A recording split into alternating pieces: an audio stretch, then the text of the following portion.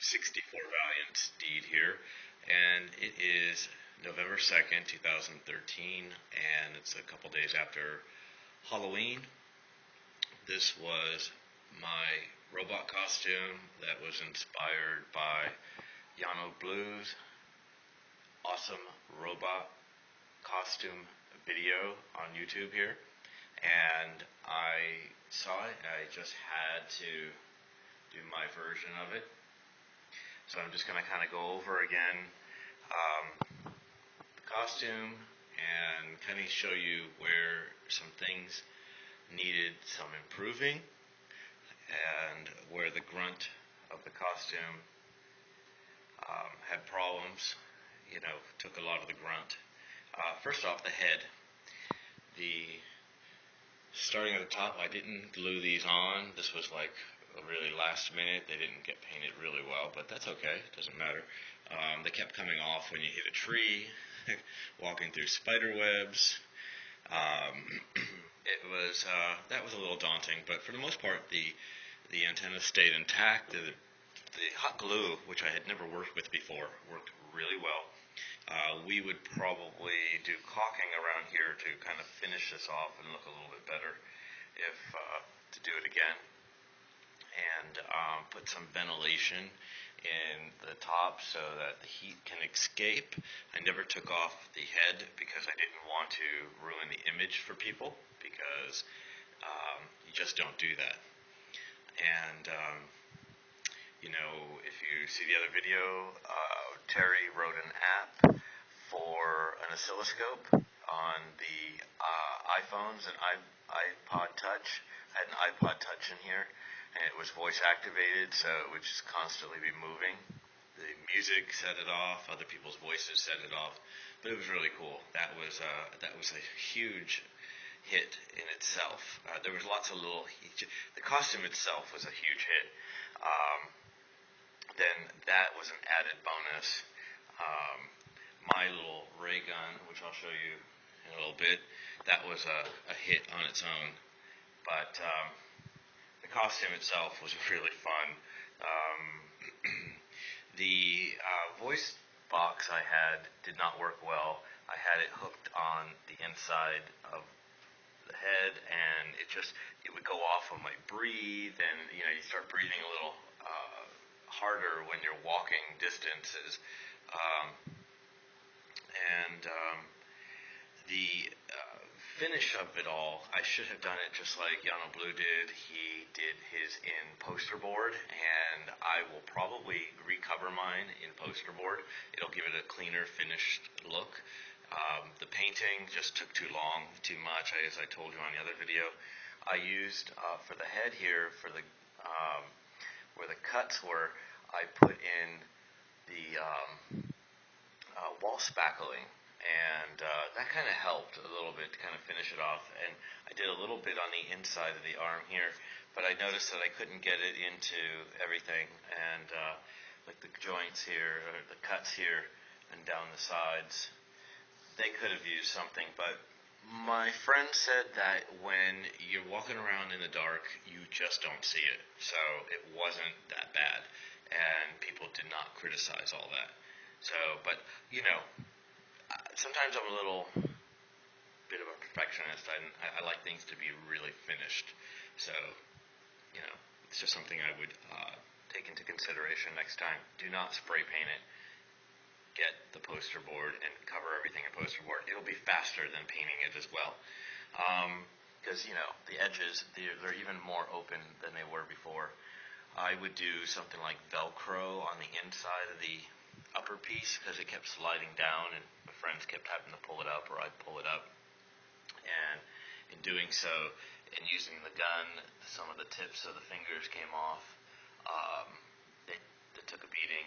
I couldn't get the gloved hand. You had to put the glove on before putting the bottom arm on, because you don't want the tip of the glove sticking out. It's hard to push it back up inside. So I did that. Once I put my hand in, and I would close this off, and then I'd turn my hand, and this part would stay closed for me. And plus, the tip of the glove had a green on it. They're mechanics gloves. I use them to work on my car. And but they worked perfect because they were black. I had a black jumpsuit on underneath, so that it gave the illusion, I don't know what illusion it gave. It just kind of hid my skin tone, right? Being on pasty white. And my friend Kevin said I should have done a silver jumpsuit. So that's a thought, right? The legs took a beating down here where the joint, I just popped that pin in there to hold it in place because I don't know what to do with this costume now that it's all together. And I've got to store it, or I'm going to stand it in the corner or something like that and just kind of display it. Probably going to make a cardboard frame so it can stand on.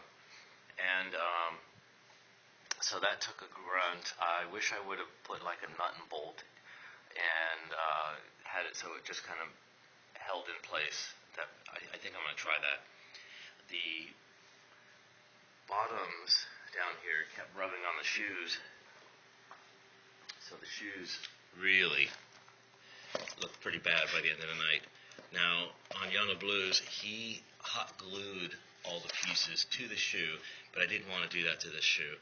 I'm hoping to maybe just kind of wear them out, a little bit. They're going to have the holes from the tacks, but people won't really notice it if I'm just kind of doing a dressing up, down, just, kind of got my own style, so I don't care if people see that. But, yeah, for overall, I mean, it held up really well. Cardboard has been really fun to work with.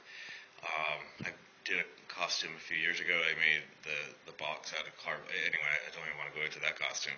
But this one, it's a little more detailed. I would give yourself a month in advance so that you're not spending like a whole weekend, so you can't have a social life on it, because the last 2 weekends before Halloween, I just really put a lot of time into it, and I'm a little bit under the weather now, so I think put a lot of energy of it into this costume.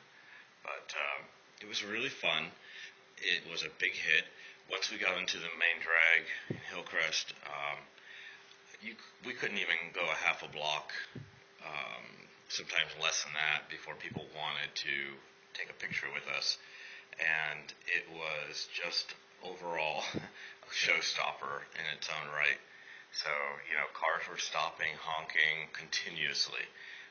People at restaurants that we walked by, we played little pranks on people by just going up to windows and staring in the windows at people, and they just, we had this one, excuse me, I've got my cold. Yeah, this one guy he was a little creeped out because we just stood there and, they were looking at their menus, and it was funny.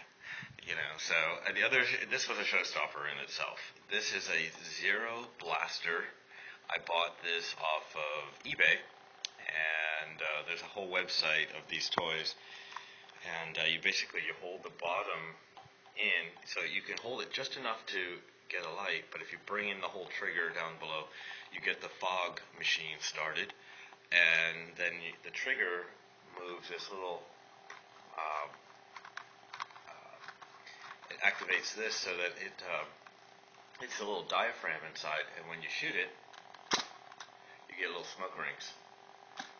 People loved this gun, and I walked by this group of guys that were smoking, and I said that I smoke also, and I started squeezing the gun, and they're like, wow, and I shot at them, I said, but my smoke doesn't kill people. So if you're a smoker, that would offend you. And it offended the one guy. I think he said something to me that I was an a-hole or something like that. But I'm not the one polluting. Anyways, it's a safe fog. And it was really fun. People were like, don't shoot me, don't shoot me.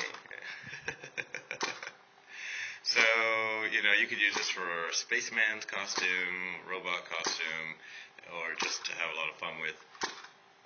You can shoot the circles. And I just dig it. It was really cool. At first I thought, God, why do I have this on me? But once everybody saw it. I was glad I had it. I just wish I had made a holster for it so I didn't have to hold it the whole time. So that's pretty much it. I hope you get inspired. Watch Yano's Blues video. He kind of has a bit of a tutorial. Any questions, feel free to ask. And thanks for watching.